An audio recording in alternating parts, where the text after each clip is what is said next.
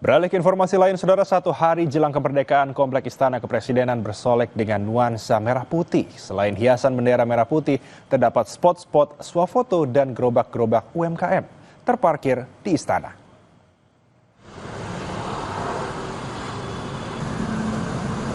Di halaman Komplek Istana Kepresidenan, tenda-tenda berhiaskan bendera merah putih sudah berdiri kokoh. Selain itu, nampak 3 kendaraan yang pernah digunakan oleh presiden terdahulu yang bisa digunakan sebagai tempat bersuah foto. Menariknya, ada pula gerobak-gerobak dari pedagang UMKM yang akan berkontribusi di hari kemerdekaan. Gerobak jajanan daerah seperti asinan, sate, dan bakwan Malang sudah terlihat berada di tenda untuk disuguhkan pada tamu undangan yang hadir.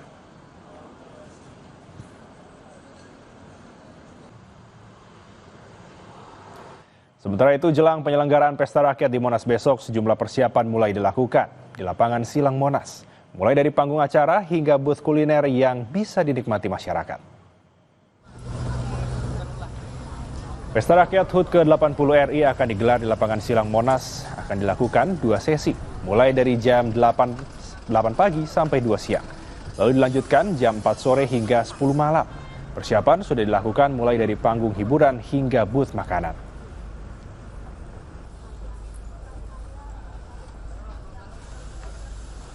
Untuk melihat persiapan Pesta Rakyat yang akan digelar besok malam ini di Monumen Nasional, telah bergabung bersama kami jurnalis Kompas TV ada Ariel Wiranata dan juru kamera Hanil Rivelino. Ariel, bagaimana persiapan acara Pesta Rakyat besok dan ada apa saja nih yang dihadirkan di Pesta Rakyat nanti?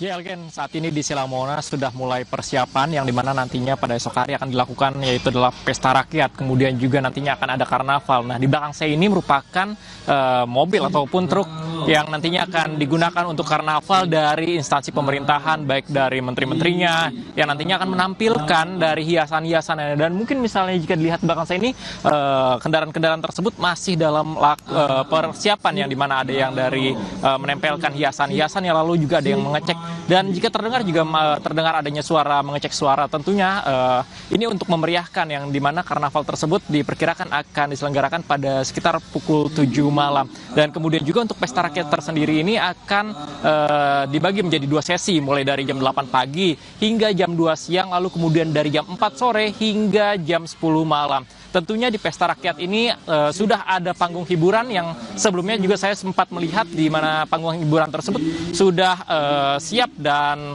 beberapa dari pengisi acara juga sudah melakukan gladi seperti dari dancer ataupun penari yang sudah dipersiapkan untuk esok hari. Dan kemudian juga sudah ada booth-booth makanan tentunya dari UMKM yang nantinya kuliner ini akan gratis untuk masyarakat yang hadir pada esok hari.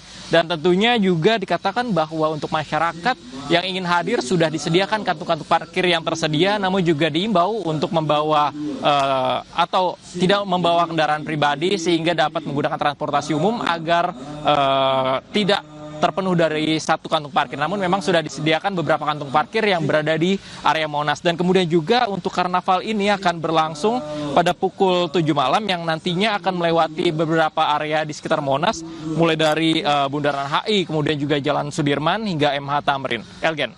Baik, Ariel, singkat saja, bagaimana dengan pengalihan arus lalu lintas besok? Ya, Elgen, memang dari polisi sendiri sudah menyiapkan personilnya yang sudah disiapkan di beberapa titik, tentu saja untuk mengurangi dari adanya kepadatan, karena memang kita ketahui pada pukul 8 pagi ini di Silang Monas akan berlangsung dari Pesta Rakyat, dan di istana tersebut juga akan berlangsung dari HUT RI yang ke-80, dan hal ini juga diantisipasi untuk masyarakat yang ingin datang agar dapat memilih jalur yang sesuai, karena untuk menghindari darinya kemacetan. Dan selain itu juga diimbau kepada masyarakat yang ingin datang ke Monas lebih melihat terlebih dahulu titik mana yang ingin didatangi sehingga agar terhindar dari kemacetan, dan diimbau juga untuk menggunakan transportasi umum agar tidak tertumpuk pada satu titik tempat parkir, Elgen. Terima kasih Ariel untuk laporannya, selamat bertugas kembali.